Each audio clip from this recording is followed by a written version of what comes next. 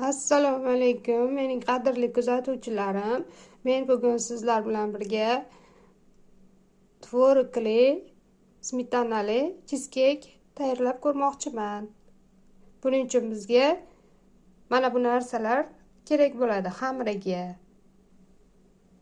Nachinkasiga alohida ko'rsataman.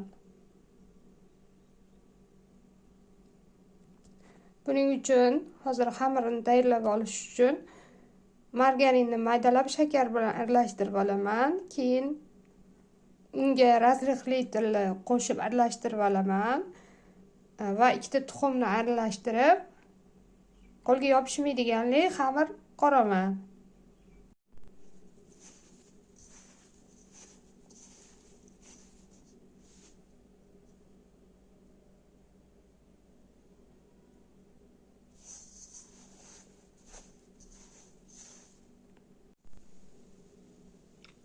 Mana xamirini tayyorladim, tagidagi xamirini cheescake'ga. Endi tvorogli nachinkasini tayyorlab olamiz. Mana endi nachinkasiga smetana 400 gram, 300 gram tvorog, bitta tuxum, bir piyola shakarni aralashtirib olamiz.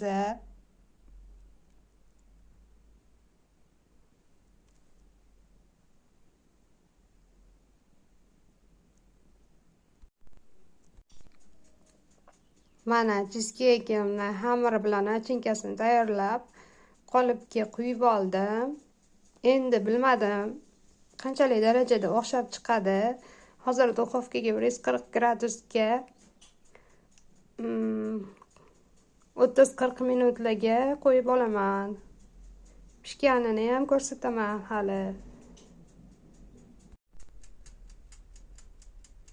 Mana aziz kuzatuvchilarim, cheesecake'im 140-180 gradusda 45 minut vaqt oralig'ida duxovkada pishib chiqdi. Endi buni qolipidan eson-omon maydalab olmasdan ajratib olsam bo'ldi edi. Hali xolodilnikka ham sovutish uchun 2 soatga qo'yishim kerak ekan. O'zinglar ko'rib baho beringlar azizlarim.